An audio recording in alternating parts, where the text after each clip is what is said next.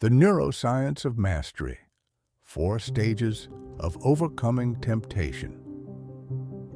Most people believe willpower is the key to resisting temptation, but neuroscience reveals a deeper truth.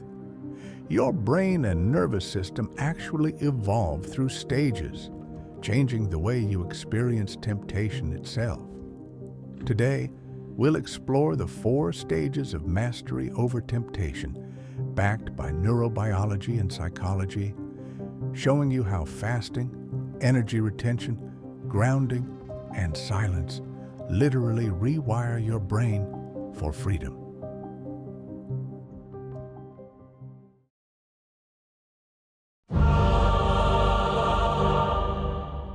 Rich mind and heart, the ancient wisdom combined with science.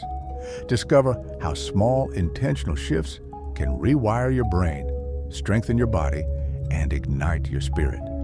Each video shows you how to unlock the full power of your biology, energy, and soul. We don't ask for donations, but please tap like and hit subscribe. Your engagement is all we need. Please take a deep breath and start your transformation. To stage 1, entanglement. The first stage is entanglement. Here, the brain's reward system, driven by dopamine, is constantly hijacked. Alcohol, junk food, endless scrolling, sexual release, all provide short dopamine spikes. The problem? Each spike is followed by a crash, lowering your baseline dopamine and leaving you restless, tired, and unsatisfied. Neuroscientist Dr. Anna Lembke calls this the dopamine deficit state. It explains why, despite more stimulation, people feel more numb than ever. Real-life example: you drink on Friday night. The next day, your dopamine baseline is lower, so you crave more stimulation. The cycle repeats, and soon you need more just to feel normal. At this stage, temptation doesn't feel optional. It feels necessary, but awareness is coming. Stage 2, awareness and struggle. The second stage is awareness and struggle. You start noticing the cost. Alcohol leaves you anxious and foggy for days. Ejaculation without retention makes you lethargic. Overconsumption disrupts your focus. Biologically, your prefrontal cortex, the part of the brain responsible for decision-making, is trying to regain control over the limbic system, which runs on immediate reward. You attempt to reset. Fasting lowers insulin and triggers autophagy, helping your brain clear damaged cells. Retention raises testosterone and dopamine sensitivity, increasing drive and focus. Cold exposure activates the vagus nerve, improving stress regulation. But it's not easy. Neural pathways built over years don't vanish in weeks. This is why relapse happens. But each relapse, if reflected upon, strengthens the prefrontal cortex. As Dr. Andrew Huberman explains, effort and struggle are the gateway to neuroplasticity. This stage feels like a war. And it is, but it's also the laboratory where your brain begins to rewire.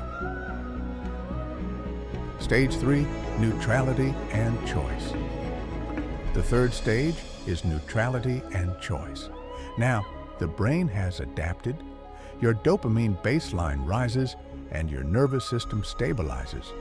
You look at the same temptation, alcohol, junk food, or a meaningless dopamine hit, and the craving is weaker. Why? Because your brain's reward system has recalibrated.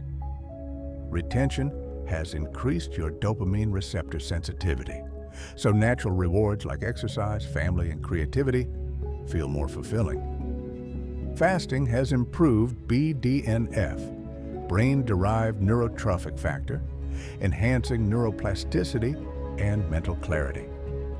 Grounding reduces cortisol and aligns circadian rhythms, improving sleep and mood. Silence activates the default mode network in the brain, promoting self-awareness and inner peace. At this stage, the question is no longer, can I resist? It's, do I even want it? And most of the time, the answer is no. This is what neuroscientists call long-term potentiation. Your new habits have literally rewired your synapses. Stage 4, transcendence. The fourth stage is transcendence. Temptation doesn't just weaken, it loses its grip entirely. Neurologically, your prefrontal cortex and limbic system are now in harmony. You no longer live in reaction mode. Alcohol looks like a toxin because your body and brain remember the crash, not the spike. Sexual energy feels like life force, not an urge to discharge. Silence feels nourishing, while noise feels corrosive. Studies show that long-term meditators and disciplined practitioners have thicker prefrontal cortices and stronger vagal tone, markers of emotional regulation and resilience. This is not suppression. It is transformation. Real life. You attend a gathering where everyone drinks. You don't even debate it. You genuinely have no desire. Sexual temptation arises, but instead of compulsion, it fuels intimacy, creativity, or spiritual practice. Here, your nervous system is stable, your dopamine baseline high, your energy conserved. You have become, biologically and spiritually, a different human being. And wherever you are, entanglement, struggle, neutrality, or transcendence, know this: each stage is part of a biological and spiritual upgrade. Your relapses are not failures, they are data points for your brain to learn. Your discipline is literally reshaping your neural circuits. So keep fasting, keep practicing.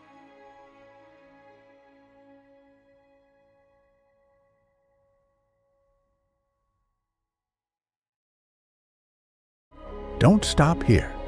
There's more waiting for you. More space, more insights, more truths ready to meet you, exactly where you are now. Take a step into the next episode. Maybe it holds the answer you've been seeking, or the question that could change everything. See you soon on the next step of your journey. Rich mind and heart.